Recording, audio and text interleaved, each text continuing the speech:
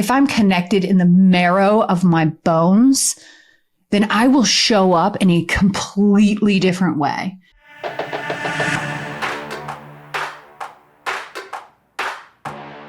Welcome to the Insurance Buzz. We are your hosts, Michael and Courtney Weaver. And today we're going to be talking about the number one thing holding you back from having the business and life of your dreams. Whew, man, that's a big topic. What's up? What are you thinking over there? I'm just ready for you to go. I'm ready for you to get into it. The number one thing holding you back, us back, from living the life and having the business of our dreams. So I feel like I wanted to talk about this topic today because over the last 12 to 18 months it's been tough. It's been lots of good, but it's also been a little difficult leaving. I mean, we exited 4 of the 5 businesses that we owned. And so I've had some scarcity pop up. I've had some worry pop up. I've had some stress pop up. And I got out of some of my daily habits and routines. And so I just wanted to talk today about what I think, what I've learned over the last 12 to 18 months. Okay. That work for you? I am so ready for this. I am so ready.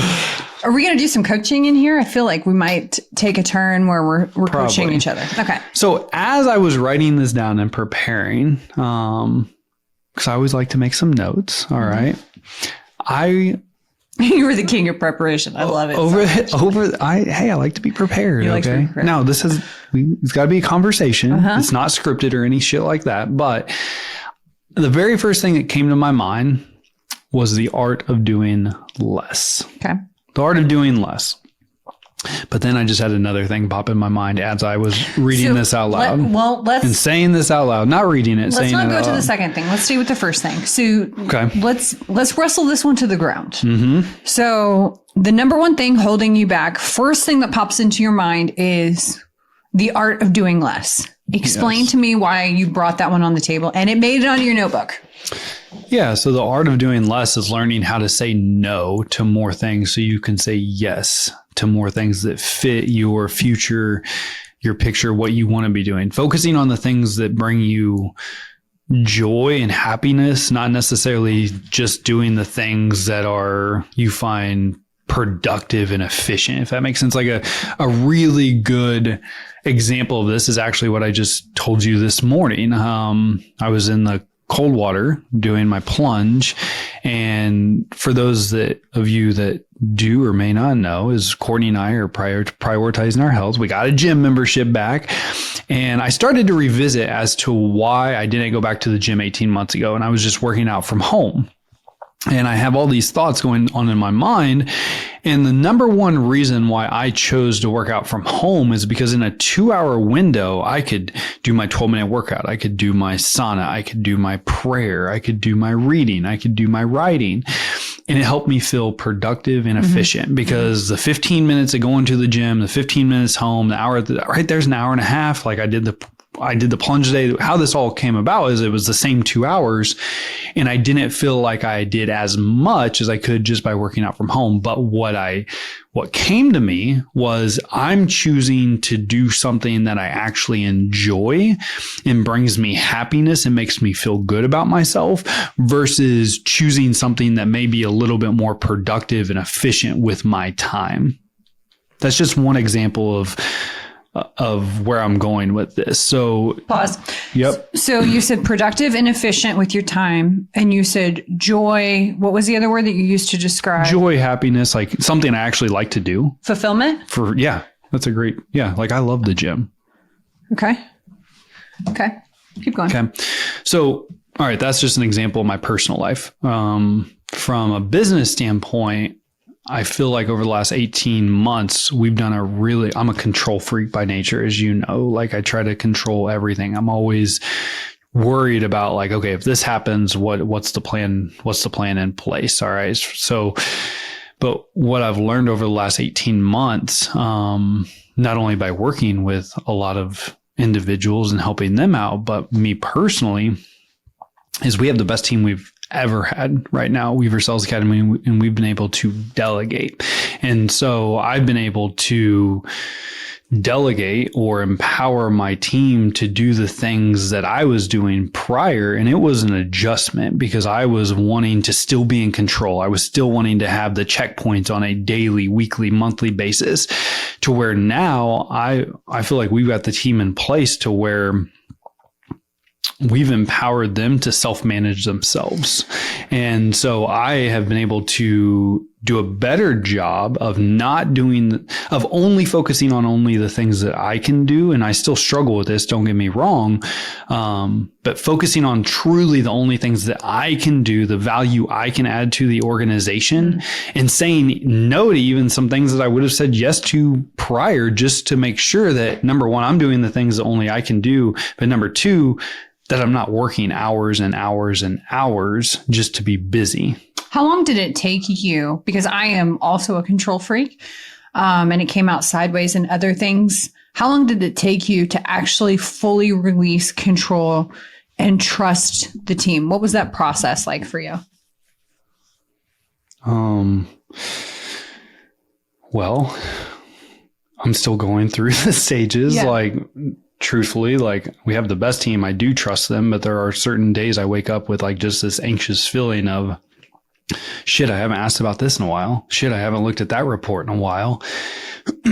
And even when I look at it, all's good, but I'm still learning. I'm still definitely learning that process of everything's going to be okay. Everything will be fine. The team's got it. They crush it at what they do. But it took me I would say a good 9 months probably to really just release control. Where do you think the control is coming from? Is it a fear of that it's all going to go away, that you're not doing enough, that you're doing the wrong thing, that you're actually not good? Where is that fear? Control is a byproduct of fear. The fear that either something's not going to get done on time, or the fear that it's not going to. A lot of my fear always comes back to finances. Being able to provide. Okay. My fear is that the bottom will fall out. I always go to doomsday, that tomorrow I'll wake up and my bank account will say, it won't even be zero. It's like negative, like something has happened. And it's like a gremlin came in overnight and took everything that I had. Yeah. I always play out worst case scenario. And then it goes back to, what could I have done? Yep. What could I have done differently? What could I have done better? Who do I need to empower? What do I need to empower in myself? So I think control is a very natural and necessary thing. But to your point, it became the bottleneck, and in my case as well, we became the bottleneck in our business. That's right. Everything got stuck on us. Yep. Because we thought that if we didn't do it, that it either wouldn't get done or it wouldn't get done the right way. Well, and the tipping point actually came when our COO, Jody, so when she actually had a conversation, we almost lost her because she was like, this is insane. You hired me to do something and you're not letting me do my job. And that was probably 9 months after we hired her. Like, so that was the ultimate, like you asked, the learning for me, like that was the point when we didn't have to come to Jesus. She had to come to Jesus, talk with us. And ultimately she was like, let me do my job or let me go elsewhere. And so at that point, I think me and you made the decision to say, do it, like rock and roll. If you mess up, no big deal, like fell forward. And she didn't mess up. And so that was the biggest thing. Like because I didn't want to lose her.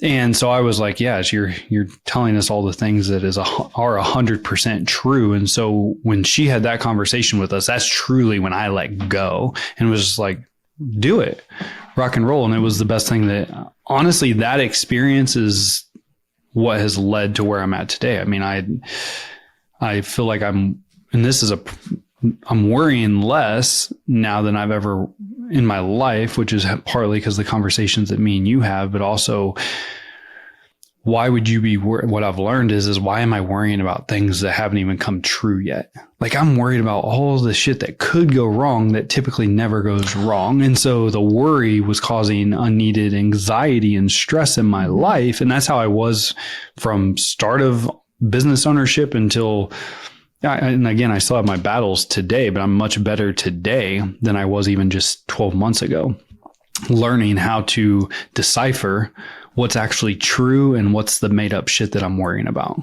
Yeah. I think you're just trying to forecast any potential landmines and prepare for them. You could say that, but there's a difference between forecasting and worrying. Well, I think the difference comes in when there's actual data. Yeah. I think made up scenarios like a gremlin's going to come in and take all of my money that's not data driven. That's fear driven versus if you are tracking numbers and metrics. I think that's why I love numbers so much. They don't lie. So you can track trends and you can see where landmines potentially could be. So to your point though, of the thing that's holding you back from having the business or life of your dreams, you originally said that you need to delegate. Mm-hmm. And then, so that was the first answer. Yeah. The art of doing less. The art of less doing is actually less. more. And I do believe that. Okay. I do believe that. Thank you for being so vulnerable too. Always. We're going into this. Like, this is like our nightly conversation. We tackle our big things that are happening in our head and our hearts. But that's not the answer that you want to stick with. Because you said originally it was this, but then I think it's a worry. You think it's worrying. At least on a personal level. Yeah. It's worry. Like me worried about, and yeah, one could chalk it up to forecasting, but forecasting is different than being worried about fears that'll never actually happen. Like that ties more than likely to scarcity mindset if I had, at least for me personally. And so I think like worrying about like, why don't you actually worry about the things when they actually happen has been the biggest like pep talk that I have with myself. Like when these little thought processes come up, and I start to go to that place, I'm like, hold up, Michael, hold up. Like, this isn't the internal talk I have with myself. Like, hold up. Okay. Like, are you actually worried about something that is really likely to happen? And then what is the worrying going to do about it? Why don't you just worry about this when it actually happens? Because you're more than fully capable of an issue coming up and fixing the issue.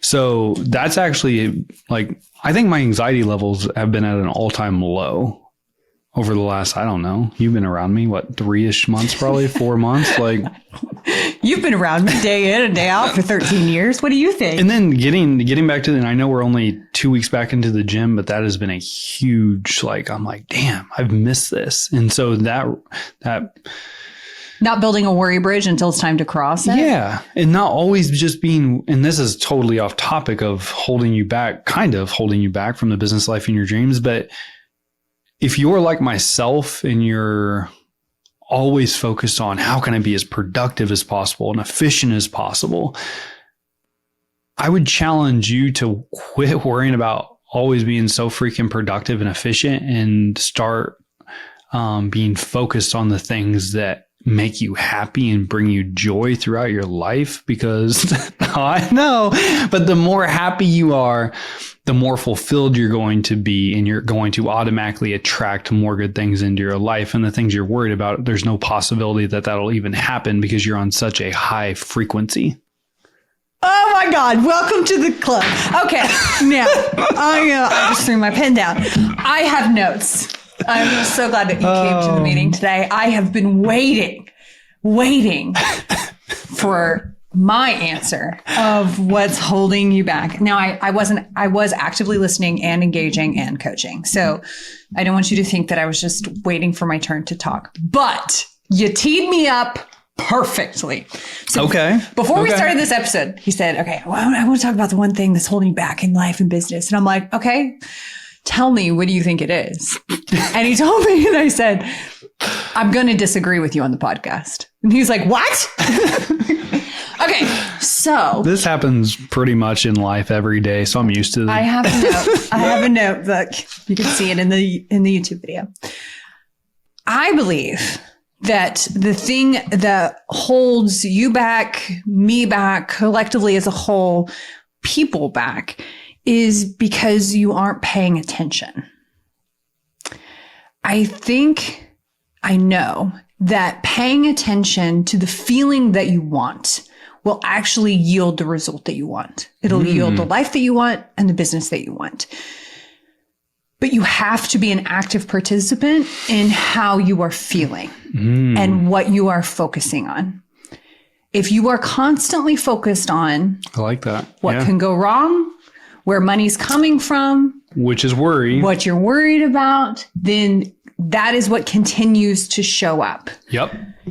And you even made, this is perfect because you were describing it. And I go through this too, of it becomes a hierarchy of what feelings are more important. So you have to start assessing, how do I want my business to feel? How do I want my days to feel? How do I want my relationship to feel? How do I want my life to feel? Because a feeling is so much stronger than thinking anything, than processing any analytical data. I mean, think about, but when I say that, when I say these words, you'll feel them. It's the phrases of like, when you know, like grief, love, joy, happiness. I can try to describe those to you, but you've already created what they feel like for you. You've attached yourself to them. So if you know that day in and day out, one of the main feelings that you want to feel is joy, you have to start paying attention to what adds to that and what takes away from that. So that's why when you were talking about like being efficient and being productive and saying no to more things and yes to more things, I agree. But I don't think that it's doing less. I think it's doing the things that matter to you. Yeah. That are in alignment of the feeling that you want in your business and in your life. And I think that gets to evolve too. Yep. And I know that there are words and there are feelings that have strong ties to you, me, our listeners. You might want your business to feel successful or important or valuable or impactful. Those are all valid, justified feelings. So what do you have to do day in and day out so that your business feels valuable? It feels important. What do you have to do day in and day out to where majority of your day is spent in joy or fun? My main feeling of my life, the one thing that I want to feel more than any other feeling in the world, is magical. I want my business to feel magical. I want my life to feel magical. I want everything that I do to be filled with magic. I saw that Post-it note on the mirror in the bathroom. You know me and Post-it notes. They're I all saw over it. this Magical. Magical. It was new when I came back this Yeah. weekend. So an exercise that I did was I went through and I wrote out all of the feelings, potential feelings that I wanted my life to feel. I wanted it to embody. And I kept them on the mirror. And it was magical, abundant, honest, brave, courageous. There were all these different things that came up: important, successful, valuable. And I wrote them all down. And I think I had like 14. You had a lot. And as I would walk by, I would feel stronger pulls to words than others. And so I would pull the words off as they like came down. And Kitty would get a hold of them, and if she would pull one of them that I liked, like she pulled creative this weekend, I was like, absolutely not. That one stays. Creative stays. So I think to have the business and the life of your dreams, before you start delegating out, I think it's important to know, what do you even want it to feel like? Because doing less of the things that you love is not going to yield Fair. a happy, if you delegate all, and this goes against a lot of CEO books where they're like, delegate everything out and only do the things that you're great at and only do the things that are worth your time. Like, one of my favorite things to do is a $10 an hour task. I don't do it because it yields me the highest ROI. Do it because you enjoy it. I do it because I love it. Yep. So that would be my answer. It's similar to yours. I would agree. Yeah. But it's more of I want to feel it in my bones, because if I'm connected in the marrow of my bones, then I will show up in a completely different way in my business, in my life, with the people that I love right now. You and me, magical. So we making magic on the buzz today. Let's keep our hands above the table. Okay? Oh, shit. Let's just keep it. There is a camera rolling. We cannot be doing anything. No. You got to pay to play for that stuff. I would agree with everything you said. Filling is that's a powerful word. Obviously, filling it, and it's so many times I know, like myself, I don't focus on how I feel. I focus on my thought process. Mm-hmm. Like, what do you always heady? Is that what you always say? Yeah, when it gets too heady, when it's like you're in your brain too much, you're in your head too much. So, but I would agree, and I think we're saying kind of the same thing. The art of doing less, a different way. Doing more of the things that bring you happiness, joy, that you really look forward to. And you would, and I would agree that you would disagree with a lot of the CEOs out there that like only do the things that only you can do. Sure. But if you hate to do them, surely somebody else can do it. Right. Yeah. Well, and I mean, and the other thing, at least from a business standpoint that I have discovered is having, by doing less, the business has accomplished more.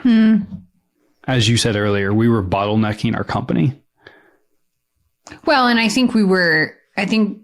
I know we were doing things with a different energy and attention behind it. Yep. Instead of bringing like our full, regardless of how long it takes, our full gusto to it. The interesting thing with this is too, you're willing to endure uncomfortable situations for a longer duration if you know what the outcome is so high. Like you will suffer if you know that I have intense satisfaction on the other end of that. Yep. I will make 200 cold calls a day if I know at the end of this, I feel like I have achieved something that is in alignment with what I want my life to look like. Yep. And it's weird how you lose track of time in that.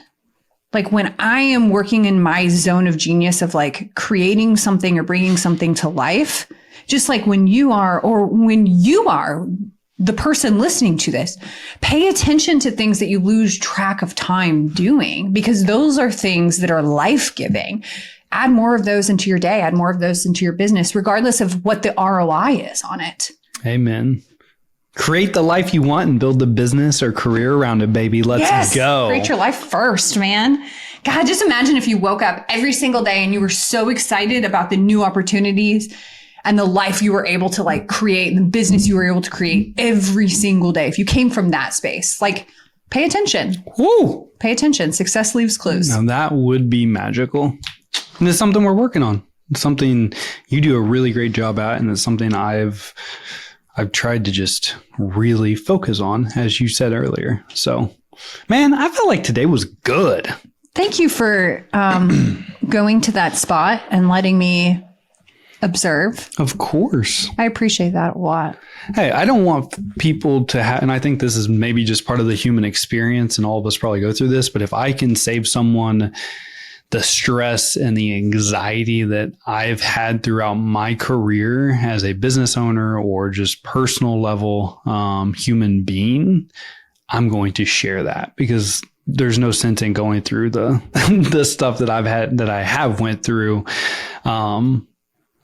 If you can, I don't want to say skip it, but if you don't have to go to the levels, if that makes sense. And maybe it's just part of the human experience that all of us have to experience and go through to be able to get to that next level, to be able to focus on and learn how to focus on the things that do bring you joy, because you're like, shit, I'll take this feeling over the stress feeling 100% of the time.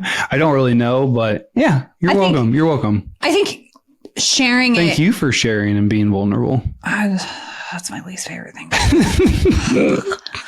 But I think having transparency around what it actually looks like and feels like to build a business is important, because so much of what business ownership and sales and being a productive human has been like behind the curtain. It's been this gatekeeping situation of, here's what I'm going to show you what it looks like, but here's actually what's happening behind the scenes. We just want to be really honest and transparent about what our life and our journey has been, in hopes that you at least listen and go, somebody else has gone through this. They know this feeling. They know what this suck that I'm in right now. We know it. We definitely know it. And although it may suck, it won't suck forever. Not forever. Not forever. So that's all I got today. That's all I have.